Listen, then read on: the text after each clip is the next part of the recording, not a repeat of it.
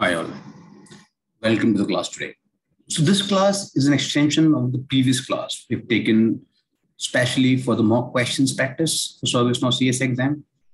So what I'm saying is I've taken those questions from different sources. But again, nobody can guarantee you that these kind of questions will come. So it is more about the kind of idea we are trying to see, that what kind of questions do they ask? I mean, what is the structure of the question? What kind of questions do they generally ask so that we can practice accordingly? So this is why I am doing these questions. So this time it is a bigger set of questions, gives you more practice, right? So because to write this exam, you need to be a little confident. And to get that confidence level, you have to first go through those videos we talked about already. We have had those 20 videos. Secondly, you have to talk about the theoretical part. You might have seen a video before that where I covered this theoretical concept a little bit, which is where I was trying to correlate those theoretical terms and terminologies along with the practicalities of it, so that you can understand also that what I'm talking about and how is it applicable in examinations. Let's start with this set of questions. The first one says, which one of these applications is available to all users? And options are change, incident, facilities, self-service. We're talking about available to all users now, which is because all of these change, incident, facilities generally are available to those people who have access to the main UI. The self-service portal is something which is available to everybody. Let's see the answer. It is D, self-service, as we just discussed. Yeah. Now let's move to the next question.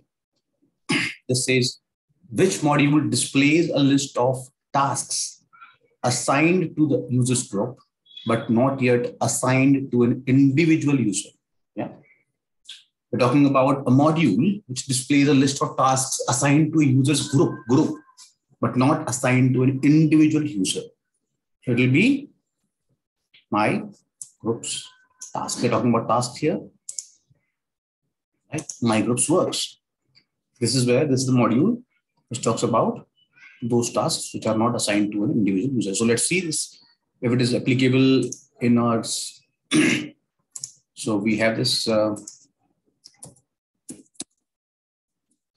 my groups work.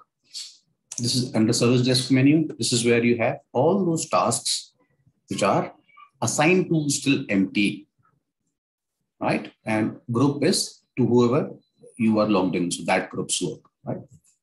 We'll also see this part where, for example, the self-service thing. It is, as I said, it is applicable to the entire portal. Everybody has access to this, right? So let's see this here, maybe the self-service menu, right? So you have it. Anybody logs in service now, he has access to self-service by default, right? And in the portal side also you can do the same thing. And let's talk about the next question. It says, which one of the following is a definition for transform maps in ServiceNow? Transform maps. So if you remember the concept we have studied during that importing data concept class, we said that it is actually used to transform the mapping from the source system to ServiceNow system. So let's see. A map that is used to store the history of the incident reports? No. A map used to add data to encrypted fields? No, we never talked about it. The third option is a map used to trigger business rules before the data is queued in the outbound web service. I don't remember so. Fourth one is a map to determine relationships between fields displaying in an import set to fields in existing table. This is what the actual usage of transform map was, that you would take the data in import set. When you kind of commit that data to a target table in ServiceNow, this is where transform map is used to ensure the data is mapped correctly and it is in the right fields. And that is why the answer is D. It is a map to determine relationships between fields displaying in an import set to fields in an existing table, right? Now let's see this. Next question. Multiple choice, single line text and select box are what type of elements in ServiceNow? Multiple choice, single line text and select box. The options are order guides. Are they order guides? No. Order guides different. They are kind of combination of different catalog items. Request types? No. We don't have that as a request type. Variable types? Yeah. Related lists? No. So if you remember when we talked about service catalog, we have seen the types of variables in that particular catalog, what are available variable types. We have a lot of variable types. They have just defined 3 of them here, but at least these 3 are actually the variable types. If you know what I mean, right? That is why the answer is variable types. There are more variable types for that, but this is what we're talking about right now as a part of this question. Now let's move to the next one. It says, what is the language used for scripting in Service? I think this is a very clear-cut question. Everybody knows the answer. The answer is JavaScript. So whenever you see a job opening for a ServiceNow developer, it always talks about JavaScript because that is most important, right? For scripting purposes. Now it says, select the report visualization types that can be generated from a list of records. Select 2 answers from the following options. Now, if you remember, when we see the report visualization types, let me just show you again here. I'm talking about if I create a report, and I'm kind of clicking on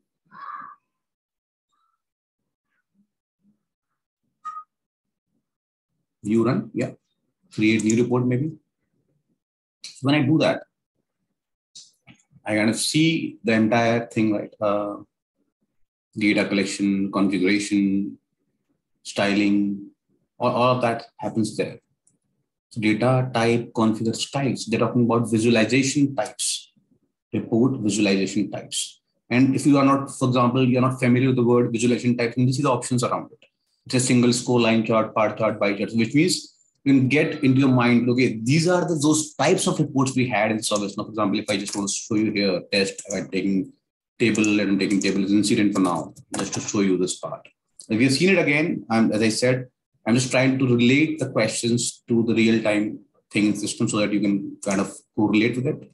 This is where you do the type part, bars, pies and donuts, time series, multidimensional reports, scores, others. There are so many, right? So the question here is, what are those visualization types which can be generated from a list of records? And the answer is, you have bars and pies, which are generated as a part of list of records. Because scores is not from list of records. Neither the, single score, neither the line chart is not from the list of records. So the answer here is bar chart and pie chart. Let's see it. C and D, that's right. The next one, by default, a report is shared with, now this is an interesting one. So when you create a report, if you remember, we've talked about it, there were report sharing options also, right? For example, if I were to create this report itself and I were to select any option, just for now time being, I'll just run it and kind of save it, right? So once you save it, the option is that as of today, this report is only visible to you if you have saved this report. It will be visible to others only when you have done the sharing option, share, schedule to dashboard, and you share it. So by default, it is visible to me. If you were to do sharing to everyone, it will be like here. If you do share in groups and users, it will be like here. So here, if it will be groups and users, it will ask you to ask those groups and users also. Right? So by default, a report is shared with yourself who is creating that report. So in this case, of course, not only groups that a report creator belongs to. No, all roles, all different groups. Report creator only is the right answer here. Right. Next one. What is the recommended way to share a report? There are multiple options to share a report. I mean, we've seen that kind of question earlier also. But if you remember in that question, we had multiple selections, multiple options, because there are multiple ways to share a report. Now, it is asking among these 4 options, what is the best way? What is the most recommended way to share a report? So publish to an instance URL, no. It has a problem in terms of sensitive data, kind of compliance issues, security of data. Email attachment, no, this is also not the right way. Share the report, download as PDF, no. So you can do all of that. It is not saying that you cannot do all of it. It is talking about recommended way.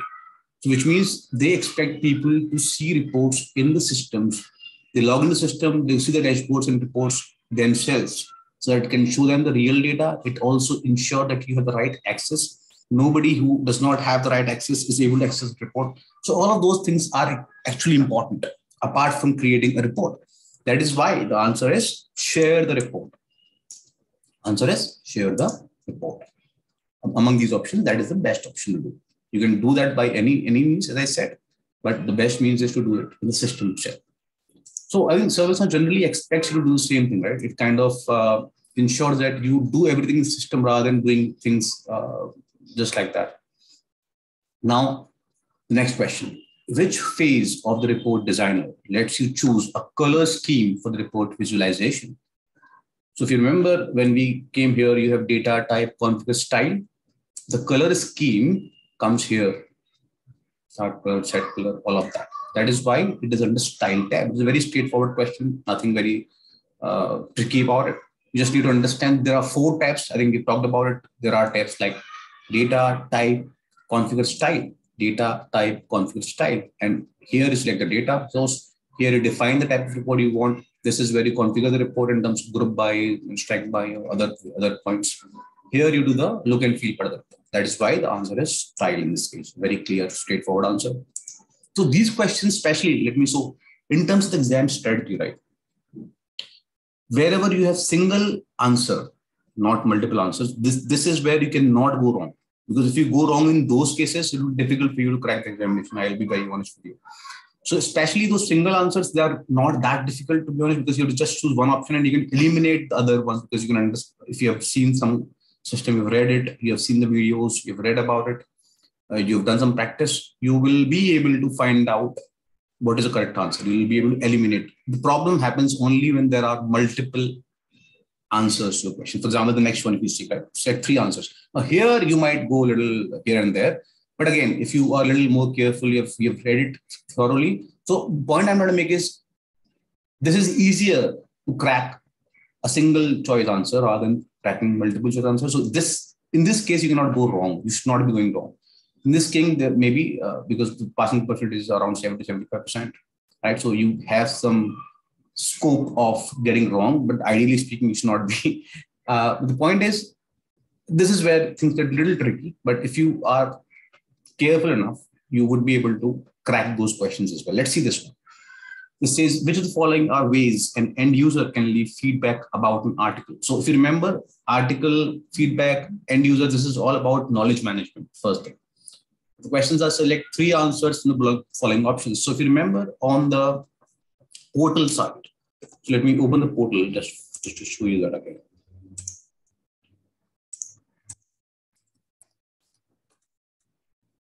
I'm going to go here.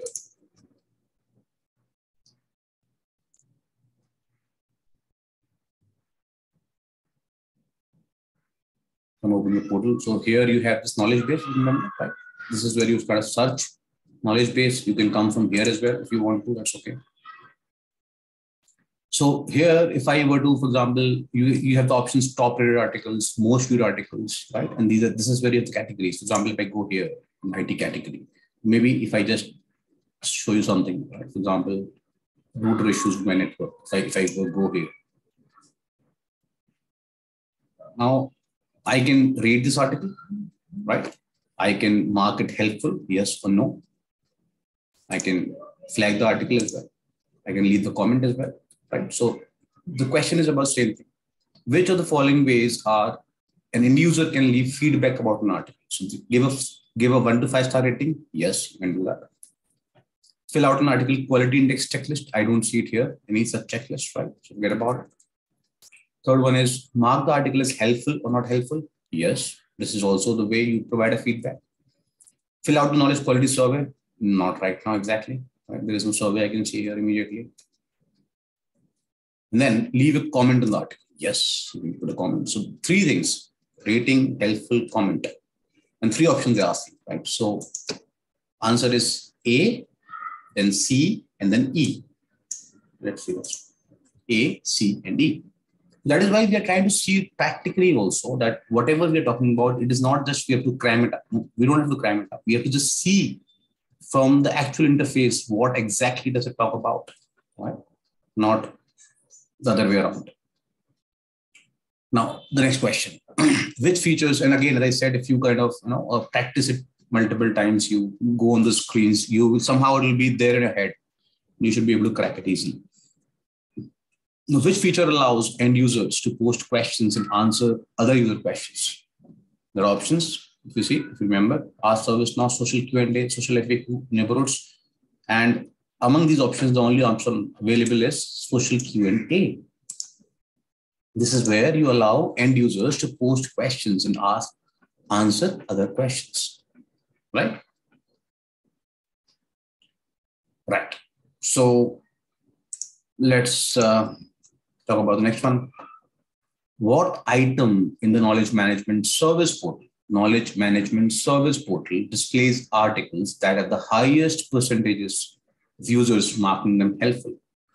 Again, if you kind of leave these options, if you've not seen those screens very carefully, you might be tempting to put something here because all of them look quite naturally correct, right? So you have to find out the right option theoretically, which is in the system. So if you see the system back, and if I were to go to knowledge, right, this is where you can see most viewed articles, top, most viewed is there, top is there, and there is a concept of most useful articles. This is where you have, this is where most of the people have marked those articles as helpful. So if you see, this is a little tricky because the word is helpful here, but the answer is useful here. Right? So these are kind of questions which you need to kind of know. But okay, it is not most helpful in system; it is most useful. Yeah, so that is how it shows that part. Most useful articles. Let's see if it is by default shown us here. No, okay. It's not there, but then yeah, you have an option called most useful articles there. Okay, so let's go back.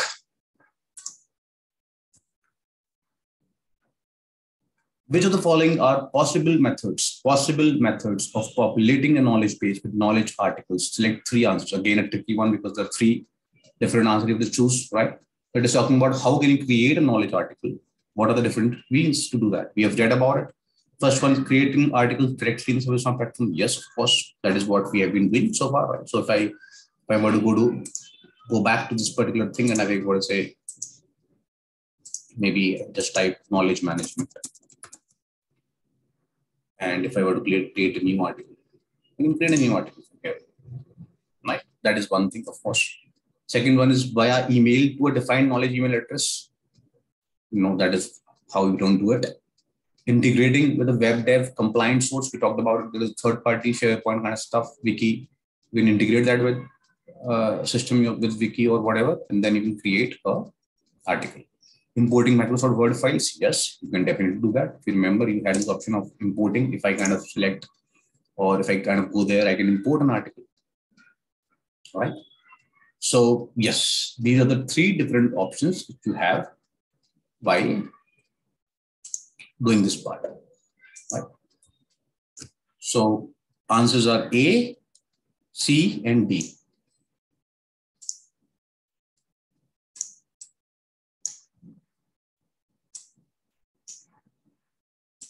Right.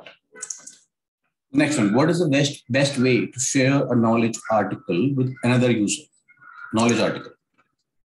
First one, sharing the keywords. Second one, taking a screenshot. Third one, copying and pasting the text. Fourth one, a permalink. This is kind of a hyperlink which you copy. So of course, these three are not the right ways because they are quite manual. If you just copy the permalink, for example, if I were to show you here, and let's go to an article. If I go here, and I kind of go here, and if I were to share this article, this is how I do it. Copy permalink. And it is copied. If I want to open it in a separate instance, I go to somebody, it will directly take them to this article. So they'll be seeing the real version of it. So that is the best part to do it. Yeah. See, this most useful thing we can see now. Most useful. This is what I was talking about in the previous question. I was wanting to find that tab earlier, but this is where it is. Right. Let's go back. So which means the answer is a permalink, option number D. Let's go to the next one. This says, if the end user wants to report an incident, where do they navigate in the service portal? First of all, it is talking about end user. Second of all, it's talking about service portal. Third, it's talking about reporting an incident. So if you remember, if I were to go to the home page of ServiceNow, like this, service portal, right? Then there are options to create an incident by, there's a category called, can we help you? How can we help? Right, not this one. There is a category called can we help you in the catalog section. Browse the categories. This is the one. Can we help you? Now from here, if I submit anything, it will be an incident. From this, if I submit anything, it will be an incident, right? This is where you go. Can we help you? Area. In software category in service catalog, of course not. Quick links category in service catalog, no. In the infrastructure services category in service catalog, no. So answer is, can we help you? Because we remember it was a record producer which we're creating as a part of incident creation from service portal. So if you want to see it, you can see it here. Right? This is how you do it. It will create an incident field directly. Let's talk about the next one. It says, which of the following aspects of the service catalog application can a user with only the catalog administrator role manage? Now, if you remember, we talked about different roles in catalog when we were talking about catalog administration, and there was a role of catalog administrator. Now, what are those things which he can do? You have to select those three answers from the below options. Categories. Can he manage categories? Yes. Catalog items. Can he manage catalog items? Yes. Business tools. No. It is server-side scripting. He is not allowed to manage that. Catalogs. Yes, he can. Scripting functions. No. So anything which is server-side scripting is not allowed to a catalog administrator. It is allowed only to the normal administrator. That is why the answer is A, B, and D. Categories, business, catalog items, and catalogs. These are the questions which you should know. I mean, there is no way you can conceptually understand. Conceptually, it is there, but then practically you don't see these things, right? That is why you should know these things. So that is why I keep on talking about there are some theoretical concepts in the examinations which you need to be aware of. You cannot just assume that I know that thing. You may be knowing that thing practically, but may not be theoretical. That is where it's important. It says, from the end user's perspective, how are the products and services in service catalog organized? So if I were to go to service catalog, and this is service catalog, how are the products and services organized? Under categories and under subcategories. These are subcategories. Categories and subcategories. Task and subtask, no. Categories, subcategories, yes. Tickets and requests, no. Incident public, no. We have seen it. This is how it is organized under a service catalog. So answer is B. And again, it is a straightforward one because it is single choice answer. So there is no question around it, right? So give me a second.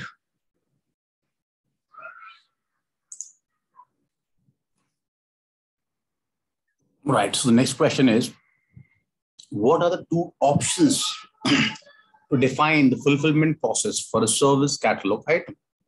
Right. So if you see the options, there is workflow, there is a plan, there is a flow, there is a roadmap. So if you remember, let's go back to the service catalog item.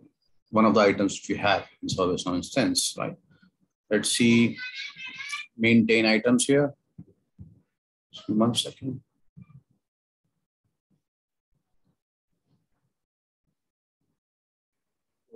We're looking at this maintain items list. Let's see an option, right? So it is talking about what do you define for fulfillment of a particular item. For example, if I just click on this one for time being, because it is for everything, right? It's not. So when you go to this particular thing called process engine for a catalog item, we have talked about it earlier also. This is where you define the flow.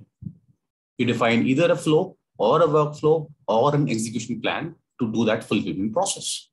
In this case, your options is workflow, you have plan, you have flow, you have roadmap. So out of these two, there are only these two options, flow and workflow, right?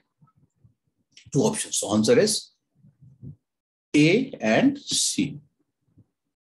Let's see. Yeah, we're good. The next one. When using the service portal, how do end users typically access the service catalog? In the knowledge base, under request something, in the community, under system status. These are the kind of questions which you must know.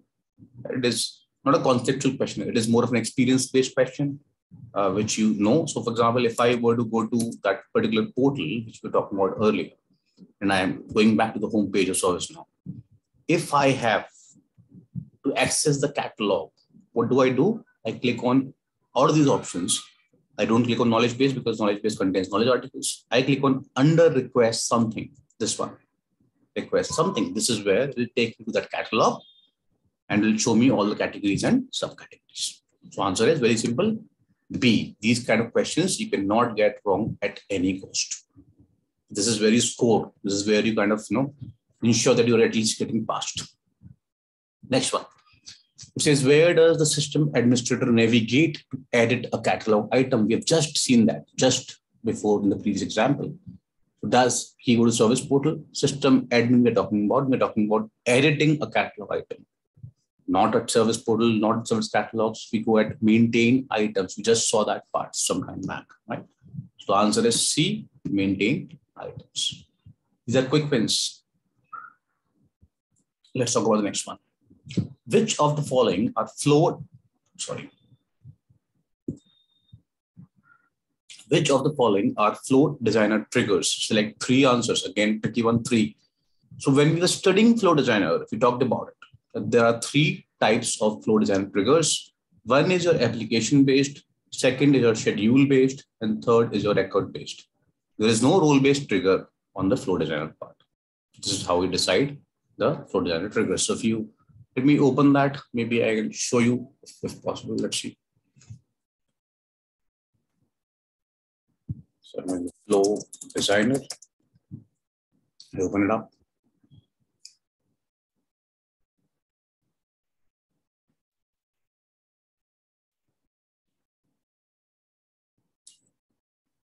Four options: role-based, application-based, schedule-based, and record-based. And they're asking questions at the trigger level. So you had multiple things in design, if you remember, right? You had triggers, you have actions, you have subtasks, you have a lot of things there. So we're talking about at the trigger level. Maybe if I were to kind of go to here and create a new subflow. If I were to select the option for triggers, here, maybe, yeah.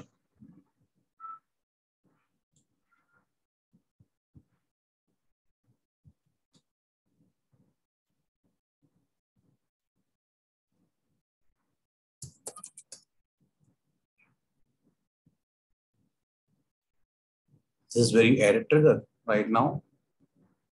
Kind of processing it. Let's see. So here you add a trigger, and this is where the options are there. Skip to like add a trigger. Now here, if you see, the options are record based. This is record, date, schedule based, and third is application based. Record, date, application. Application, schedule, record. That is why the answers are B, C, and D. Next one.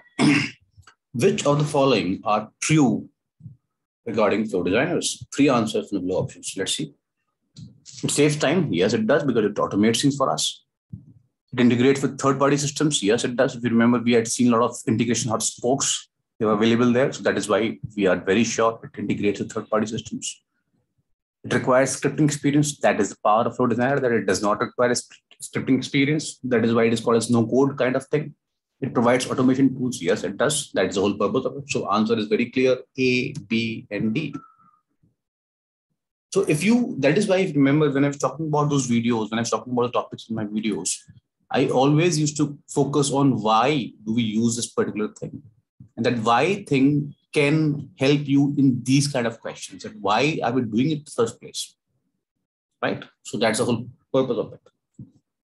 If you understand the concept well, and these kind of questions you can easily answer. However, they are a little tricky because they're multi-choice, but still, you should kind of use some logic, common sense, and you can kind of use it.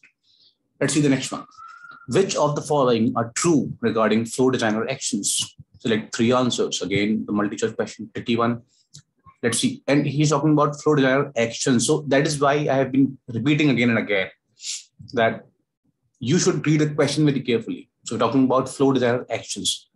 Represent reusable operations for use across multiple flows. Yes, you can reuse the actions. Can be contained in a spoke. Yes. Define when the flow is performed. No, you don't do that in the action level. You define when the flow is performed at a trigger level. We just talked about it, right?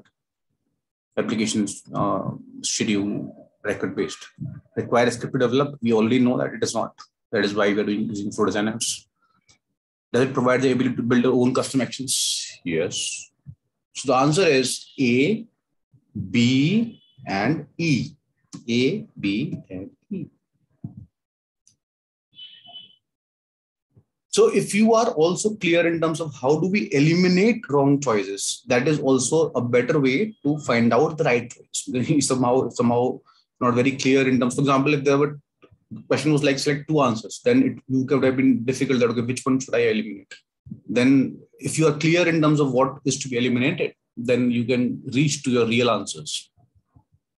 Let's see the next one. The purpose of virtual agent is to help users do which the following. Select three answers in the below. Virtual agent, we have seen it already, right? If I talk about again, I think we were here. If I go to home, we had this virtual agent. We talked about the use cases of this. So let's see. It performs common work tasks. Yes. The easy tasks which can be automated. Yes.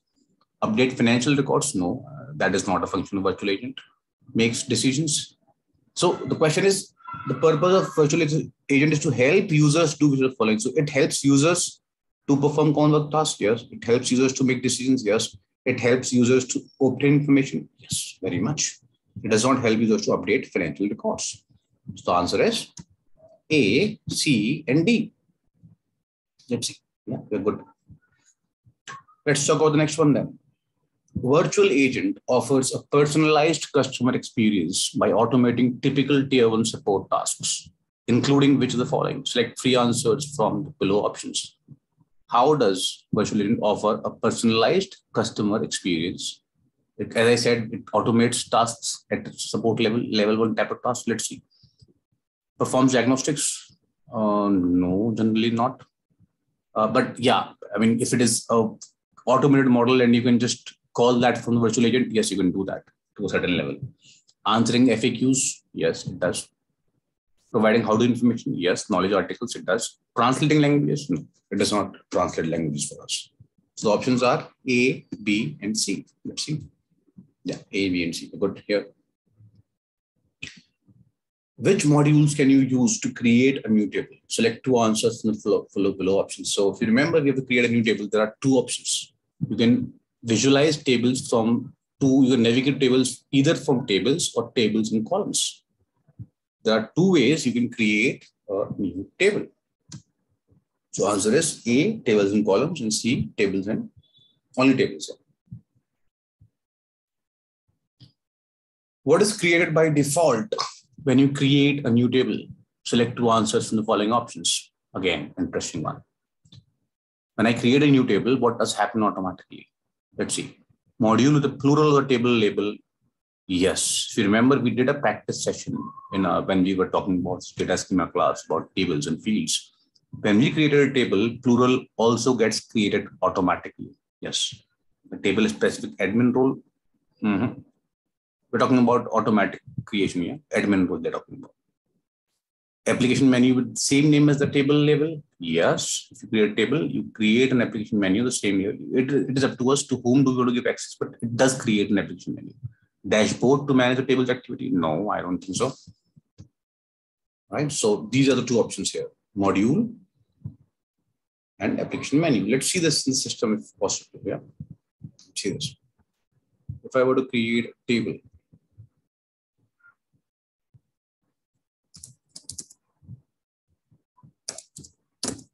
there are two options as we talked about, table and tables and columns. So now if I were to go here and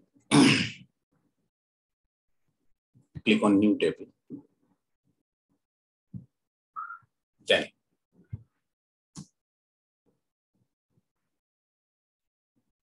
here it create, for example, test 1, 2, 3.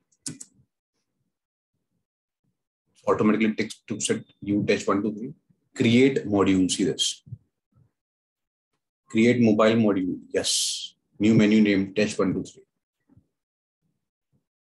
And then we can add any module. So by default, it also kind of creates a plural of that table, right? So let's go back. In what order is our access controls evaluated? ACLs they're talking about. So we have read it very carefully. Let's see this. First at the field level, most specific to most general, then the table level, most specific to most general, or the second option. First at the table level, most specific to most general, and then the field level. Yes, so we talked about it. Always it is at the table level first, and then most specific to most general, and then again field level, most specific to most general. The answer is B. These are again the questions which you should know. To gain practical experience on these things, it takes quite a lot of time because generally you're not allowed to work on ACLs in the initial days of your onboarding. Right? So these are the questions which you should know as a part of the concept. What types of permissions can be configured in access control tool? Select 3 answers from the below options.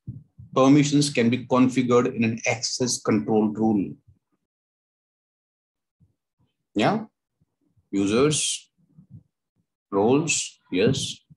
Script that set the answer variable to true or false, yes. Groups, no. Conditions, yes. So the options are B, C, and E. We can configure a rule level, a script that sets the answer variable to true or false, and conditions. We've seen the access control already, right? How does it work? How does it look like? That is how it is working. The next one, it says, which elevated role is required to modify access control rules? This is a very straightforward answer. Security admin, we know that unless and until we kind of elevate our access to security admin, we cannot edit any access control. That is the first level of check to know about access control rules. So very straightforward question, nothing very interesting. Which option allows you to update existing target table records when importing data from an import set? So we are understanding the question. Update existing target table records when importing data from an import set. So transform, it kind of maps, does not help, it does not update. Unique, option name is not unique. For that unique thing, we had collays, if you remember, in ServiceNow. We talked about the concept when we were talking about importing data from different systems, right? We said that there is a concept of collays, which kinds of act as a unique key, and it allows you to update existing records if there is already a record for that purpose in the system. For example, if you have a unique to the serial name, you have a record already. When you do the import set again, you run the transform again, it will update the existing record. We have seen that in the live class as well. So you can refer to the class. We have seen that. So that is the field which allows you to update it. Let's see the next one.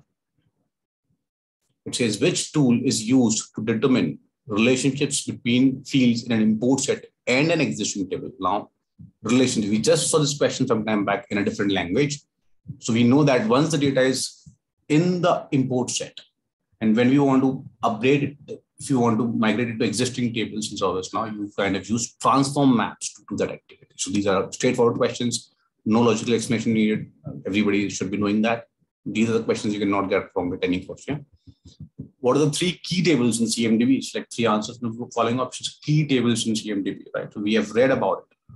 One was Cmdb base configuration item, which is simple Cmdb. Then you had configuration item, which was CI, Cmdb CI. Then you had CI relationship tables, Cmdb, REL, CI. The last 2 baseline properties are not the key tables. So most of the things happen at this level. Cmdb, Cmdb CI, Cmdb, REL, CI. So answer is A, B, and C. Let's see. Yeah, we're good. What is a CI? Select 3 answers from the following options. We have read about it, configuration item. We have seen the definition as well as per title. We've seen in system what kind of configuration items you have, right? So you have hardware, you have software, you have servers, you have databases, you have business services, you have emails. I mean, the logical entities, the physical entities, all of that is there, right? So point number A, tangible, yes. Hardware, software, servers, we have as a CI. Configuration admin rule, it is not a CI. Intangible, business services, emails, we talked about the logical layer. Yes, we have it, right? Configuration management database, that is not a CI.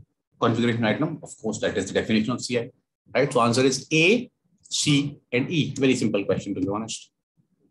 It gives you enough clarity in terms of what is expected in this configuration item, right? Let's see the next one. What represents multiple related request items grouped together as one request? We have studied it. If I were to group multiple items, catalog items, how do I do it? I do is using order guide. That was the option. Again, a very straightforward one. No need to explain this, I guess, because we've seen it quite in detail. Next one. What is created when an order is placed for a catalog item? Select 3 answers from the below options. You have submitted an order, kind of request raised the service portal for a catalog item. What all things to happen? So if you remember, we had the framework.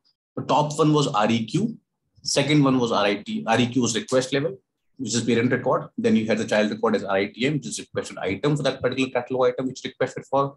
And third one was the tasks which different teams have to perform to fulfill that particular item. So there are 3 things: REQ, RITM, and ST task. So let's see it here. You have D in REQ, you have RITM in A, and you have ST task here. So option number A, D, and E. Very simple question, but yeah, conceptual one should be very clear about this one, right? The next one. What attributes of a field can a UI policy action change on a form? Select 3 answers from the below options. So go back to the class where we talked about different scripting options, and UI policy was one of them. And there were very clear instructions in terms of what does a UI policy do? What is it supposed to do? So it is supposed to do 3 things, if you remember. One was mandatory, second was show or hide a field, or third was read only. These are the 3 characteristics, or these are 3 use cases for which you use UI policies. So very simple answer, to be honest. Mandatory, visible, hidden, E, A, B, and E. Let's move forward. Easy one to crack one. Even if it is a multi-choice question, still it is easy one. Yeah. Now, what do you configure to instruct fields how to behave on a form when a UI policy is triggered? We're talking about a situation where I have a UI policy, I want to trigger a UI policy, and I want certain fields to behave in a certain way on a form. What is it that I have to write for that? Do I write client script for UI policy? No. Do I write UI actions? UI actions are those buttons on the top of the form or the bottom of the form, right? Which takes some action. No, we don't do that. Data policy? No, that's a different concept altogether. UI policy action? Yes. That is what you configure when you write a UI policy. Let's see that in system again if you have forgotten it, right? So if I were to go here and if I were to show you UI policies, then if you, let's see any existing one. Just see anything, right? I'm just looking at something easy one to show you. So incident, right? So maybe this one.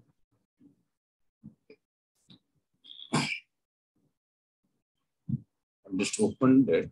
Oh yeah, just opened it.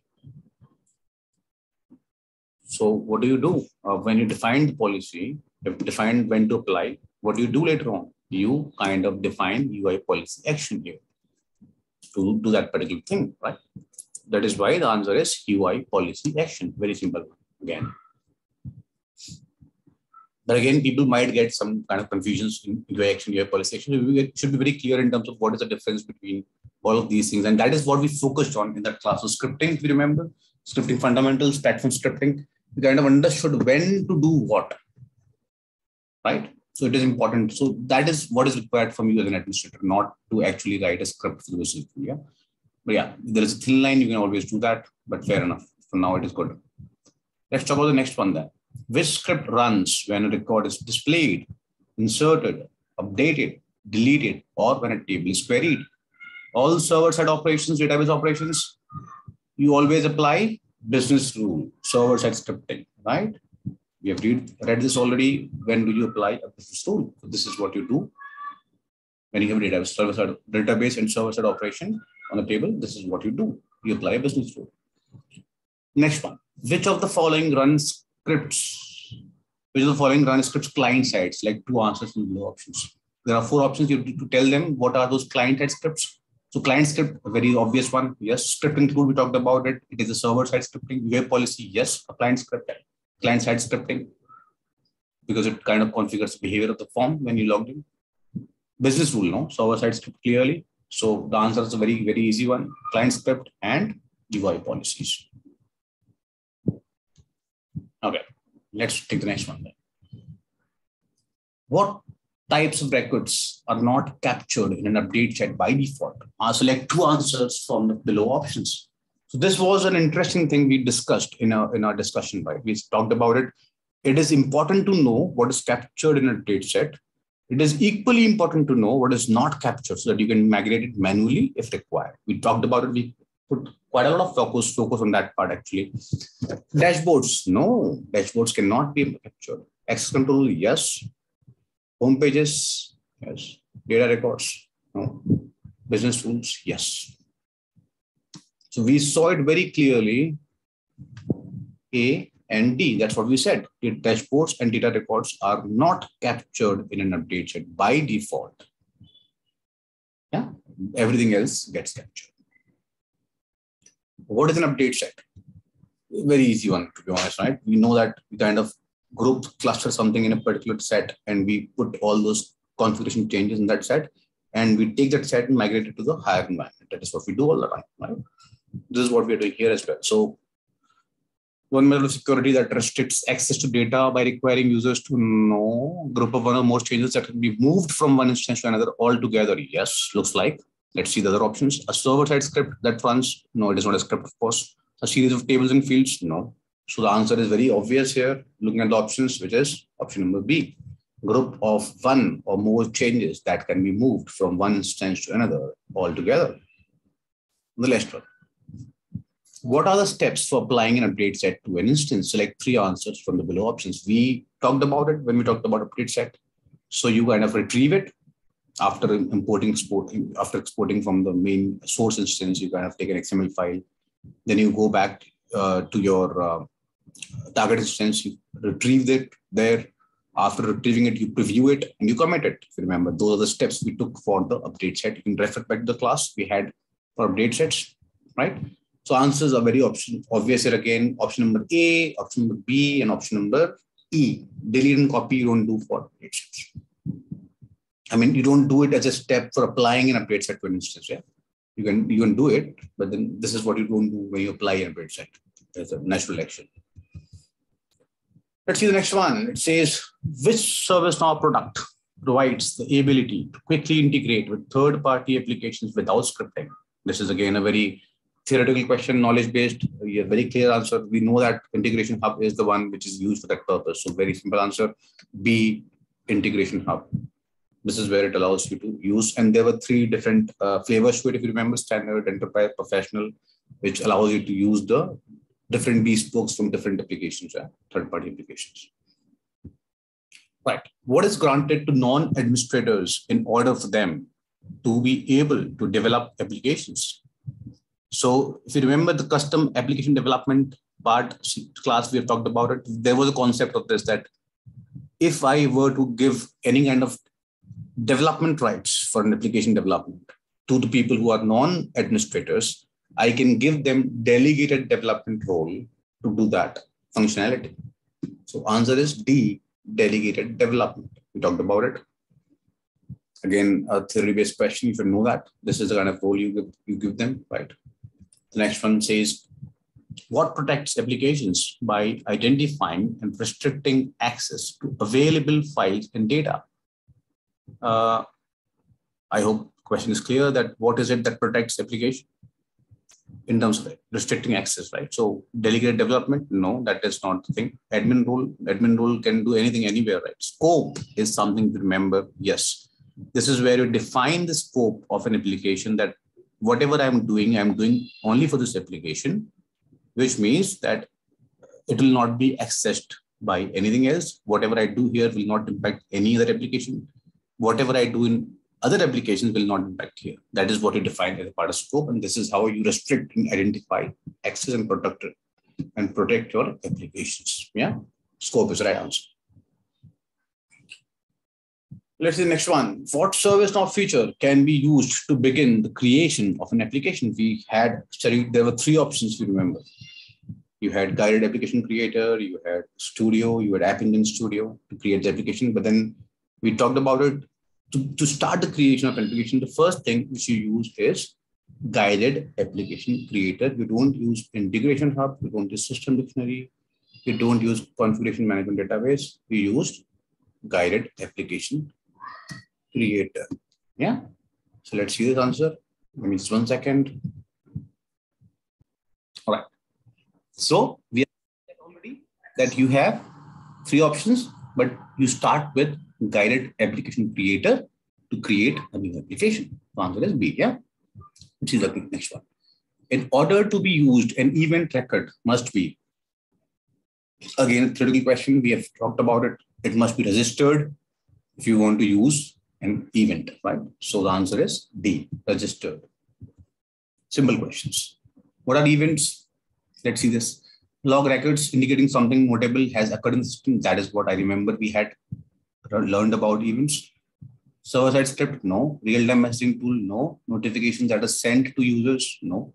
So it is the first one, which is log records indicating something notable has occurred in the system. Yeah, these are called as events. Next one. Which of the following are benefits of now learning? Select 5 answers from the below options. 5 answers. Yeah, so this should be very careful. Benefits of now learning. The first one, let's see. Offer, and there are 1, 2, 3, 4, 5, 6 options, which means if I think a little intelligently, then I just have to eliminate one answer. So don't get bogged down by such questions. In fact, the easier ones, because out of 6, you have to just eliminate 1 and 5 are correct. So you just find out that one option which does not happen. Let's see. Offers learners a single source of for all the content, certification, maintenance, profile needs. Yes, of course it does it. Integrates with the now profile. Yes. Offers learners an opportunity to learn and gain practical experience. Yes. Automatically notifies partners, customers, and others when badges are earned. Automatically notifies. This is where I get some concern. I don't think that happens, but again, let's see the other options. Not very confident, just look out the other options to eliminate, right? Offers learners a choice to create personalized learning plans. Yes, it does it. We know that. Offers learners a wide breadth of course topics and delivery types. Yes, it does that. So the only option which kind of, deviates from the normal benefits of now learning is it does not automatically notify when you earn the badges, right? It notifies you, but not the world, right? So answer is A, B, C, E, and F. D is eliminated. Easy question in that perspective, yeah. Let's see the next one. And I practically think it is the last question in the series. Let's see this. Which of the following are benefits of a now profile? We're talking about now profile. Select 5 answers. Again, the similar type of question, 5 answers, 6 options. You have to eliminate only one of it. Let's see which one you can eliminate. Yeah. Showcases your ServiceNow expertise. Yes, it does, because it tells you certification, tells you the badges you've earned. Displays badges across multiple sources. Yes, it does it. Does it allow you to consolidate ServiceNow accounts? Yes, that is why you have a now profile, because you can use it now on now learning, docs.servicenow, community, partner portal, anywhere. So everywhere the same profile works. Updates other social network profiles. Updates other social network profiles. I don't remember so. Let's see the other options. Displays super badges by role. Yes, it does it. Acts as a universal ID across all the resources. Yes, that is for sure. So the only option which kind of does not look right to me is updates other social network profile, which means A, B, C, E, and F again is option here. Let's see.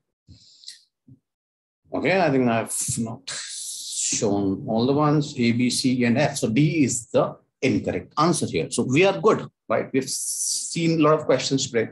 I hope that gives you some kind of confidence, some kind of understanding what kind of questions there. And of course, I said that you might not have even a single question from this particular set, but the idea is to understand the kind of questions, the structure of questions, and prepare yourself accordingly. I hope you liked it. Thank you very much for your time. See you next time. Yeah. Bye till then.